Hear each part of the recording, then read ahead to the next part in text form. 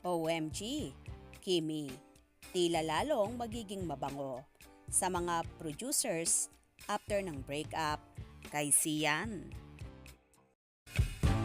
I'm overheated, can hardly sleep at night, doing crazy dreaming, you're the reason why, hiding by the baby. Tila magiging mabango pa lalo ang multimedia idol at kapamilya star si Kim Chiu sa mga producers after nga ng naging breakup nila ng ex-jowang si Sian Lim. Trending nga palagi ang pagiging kasuklam-suklam ng seryeng linlang na malapit nang mapanood sa telebisyon. Hiding by the baby, losing my mind. Actually, magpapasok ka nga kami. Tawagan na lang kita pagkatapos ha. Sige. Bye. Gusto mo kausapin mo yung mga dito sa clinic. Talagang solusyon. Hindi ko na-discuss.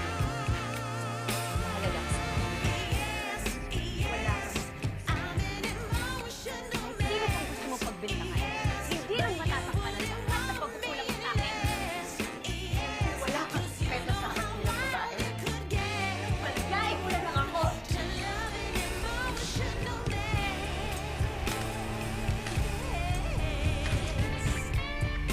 Ngayon, patunayan mo sa sarili mo na wala kang pagkukulang sa pag-ina mo. Marami nga ang nanggigil kay Kimi sa naging karakter niya sa seryeng linlang at halos lahat ay kinamumuhian siya. Pero bandang huli, naawa naman sila dito na kahit magsisi pa sa huli ay wala na siyang magagawa pa dahil nangyari na ang dapat mangyari. Well, isa lang naman ito sa pagpapatunay sa kanyang kakayahan na kayang-kayang gumanap ni Kimi sa iba't ibang role na ibibigay sa kanya. Kung dati-rati ay pa-sweet thumbs ang image niya, ngayon, palaban na siya sa mga daring at mapangahas na role. At ngayong 2024, ay muli na namang magpapasabog ng kilig at good vibes ang tambalan nilang Kim Pao, kung saan makakasama niya ulit ang kanyang leading man sa linlang na si Paulo Avellino at gaganap bilang Vice Chairman, while si Kim naman ay gaganap na Secretary Kim.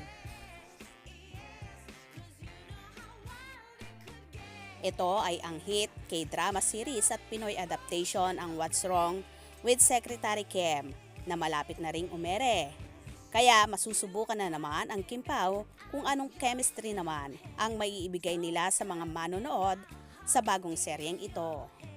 Anyway, tila magiging favorite nga at mabango si Chinita Princess sa mga producers, lalo na't wala ng Sian Lim na posibleng kumontra sa mga gagawin ng actress.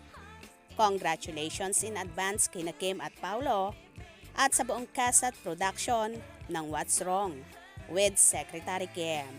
For sure, magiging patok na naman ang seryeng ito sa madlang people. Kaya naman tumutok at wag na wag pahuhuli sa mga maiinit na kaganapan.